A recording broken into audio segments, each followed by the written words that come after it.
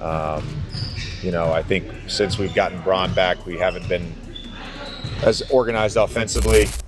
That's interesting. That's very interesting. If you've been watching the 2026 Los Angeles Lakers closely, that moment has already happened. The problem is, nobody in the national media wants to say it out loud. Because the moment you do, you're no longer talking about basketball. You're talking about LeBron James. So, if the stats say the Lakers are better without LeBron, what are we actually watching?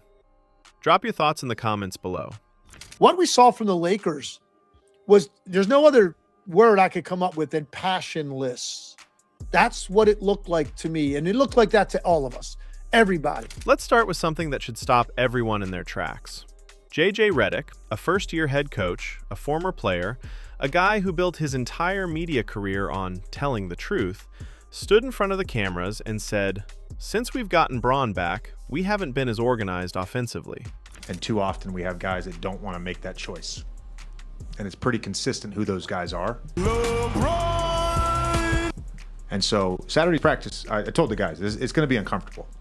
Now, that sentence sounds harmless, almost boring. But if you understand locker rooms, if you understand NBA politics, that sentence is loaded. Because what he was really saying was this: when LeBron is on the floor, this team doesn't know who it's supposed to be. They're outscoring them 21-10. The bench, that's what's kept Minnesota in this game.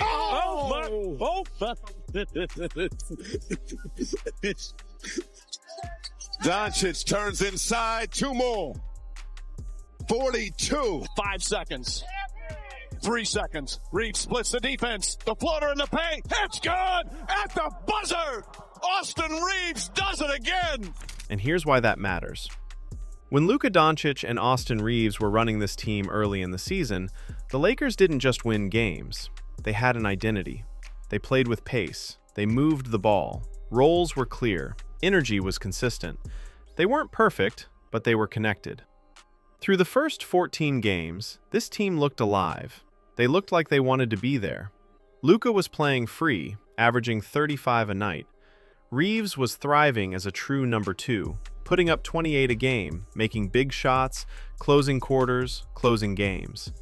The bench was productive. The defense wasn't elite, but it was engaged. This team started 10-4 and became the best story in basketball. So far tonight, James lost the handle, out of bounds. Loud voice that he's had throughout his career in locker rooms as James had it erased. A little longer than a few minutes later. 49 seconds left in the third, so the second and third quarters have basically belonged to the Suns. And that's when the cloud showed up. Because no matter how good things look, no matter how well the chemistry develops, there's always one constant with LeBron James teams. Eventually, everything bends back toward him. The offense slows, the ball sticks, the roles blur, and the energy drops. It's not always dramatic. Sometimes it happens quietly, one possession at a time, one confused rotation, one frustrated teammate standing in the corner watching a possession die. An enormous impact night in and night out. Durant finds some room. Can't get that to go. Thompson on the rebound. Durant.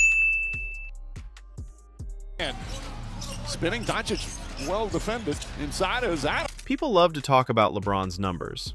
They'll throw the stat line in your face like it's a shield. Look, he's still giving you 22, 7, and 7. And sure, the box score looks fine. It always does. But basketball is not played on Basketball Reference. It's played in real time, with momentum, with rhythm, with trust. And this Lakers team loses all three the moment LeBron becomes the focal point. Watch the games, not the highlights. Watch the possessions where Luka brings the ball up, calls a set, and suddenly LeBron waves him off. Watch the moments where Reaves is hot, but the offense shifts into slow-motion isolation. Watch the defensive end, where one missed rotation forces someone else to overhelp, and suddenly it's a wide-open dunk. This isn't accidental. This is systemic. I think since we've gotten Bron back, we haven't been as organized offensively. And here's the part nobody wants to admit. Redick knows it. You don't accidentally say, Too many random possessions, lack of defensive clarity, lack of role clarity. Those are the three biggest red flags a coach can raise without naming names. That's not about schemes. That's not about injuries. That's about hierarchy. That's about players not buying into roles because they don't believe the rules apply evenly. Why is Christmas basketball still so important to you after all these years? Still important to me? Yeah. Why does it matter? Yeah. Oh, yeah. Okay. That's a better question. Yeah. I'd much rather be at home with my family. And that's where LeBron James has broken every team he's been on for the past 5 years. Let's talk about the Christmas game, because that was the moment the mask slipped completely. National stage, home floor, pride on the line, and the Lakers were passionless. That's not my word. That's what it looked like to everyone watching.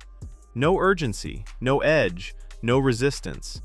They were embarrassed in front of their own fans. And what was LeBron doing? Shrugging, walking, talking to referees, looking disengaged. Not everybody could go up to LeBron and think they could tell LeBron how to do certain things and, do certain ways. It's all about personnel and knowing and taking constructive criticism. Then came the quote that should have ended all debate. When asked why Christmas basketball still mattered to him, LeBron said he'd rather be at home with his family. Why is Christmas basketball still so important to you after all these years? Still important to me? Yeah. Why does it matter? Yeah. Oh, yeah. Okay. That's a better question. Yeah. I'd much rather be at home with my family. Now, on a human level, that's understandable. But on a leadership level, that's catastrophic. Because when your best player tells the world he'd rather be somewhere else, the locker room hears that loud and clear. It tells younger players exactly how much this moment matters. Or doesn't. And from that point on, the slide wasn't just predictable, it was inevitable. Over the next 10 games, the Lakers went 4-6. They lost 3 straight. The offense stalled, the defense collapsed, and the same patterns repeated themselves over and over again. Late rotations, confused assignments, possessions where nobody knew who was supposed to initiate. That's not talent. That's not injuries. That's chemistry breaking down in real time. And yet, somehow, the conversation always circles back to everyone except LeBron. Redick will call the team out. He'll say they don't care enough. He'll say practice is going to be uncomfortable. He'll say he's not doing another 53 games like this. He'll talk about accountability. But then, when it comes time to apply that accountability, the language changes. Suddenly it's we. Suddenly it's on me. Suddenly it's qualifiers and soft landings. And the players see that too. Let's be very clear about something. Redick did not get this job because he's a seasoned coach. He got this job because LeBron James wanted him there. That creates an immediate power imbalance. Because no matter what Redick says publicly, everyone in that locker room knows who really holds the leverage. And when players believe that one guy is above criticism, everything else falls apart. You can't build a culture like that. You can't demand sacrifice from role players while protecting the biggest ego in the room. And you definitely can't expect young stars like Luka and Reaves to flourish when they're constantly forced to defer. And now, the numbers back it up in a way that's impossible to ignore. The Lakers' most used lineup this season features LeBron James, DeAndre Ayton, Luka Dončić, Rui Hachimura, and Austin Reaves. That lineup has played over 80 minutes together, and the results are disastrous. Offensive rating of 103.2, defensive rating of 123, net rating of -19.9. That is not a playoff lineup. That's not even a competitive lineup. That's a lineup getting destroyed. Now look at the second most used lineup. Same sample size, same conditions. One major difference: no LeBron James. Offensive rating jumps to 115.6. Defensive rating drops to 100.6. Net rating flips to +15. That's not noise. That's not a small sample. That's a completely different basketball team. So let's stop pretending this is complicated. The Lakers are better when LeBron is not on the floor. And before anyone loses their mind, let's clarify something. This is not about saying Marcus Smart is a better player than LeBron James. He's not. But basketball is not about who's better in isolation. It's about fit. It's about what a team needs. And what this Lakers team does not need is a ball-dominant, offense-first player who doesn't defend, doesn't sprint back, and dominates the emotional energy of the group. What they need is someone who does the dirty work, someone who plays defense, someone who accepts a role, someone who doesn't need to touch the ball every possession to feel involved. And that's why the second lineup works. It's not because of talent, it's because of balance. This is where the conversation gets uncomfortable, because LeBron James has never been a role player. He's never accepted limits.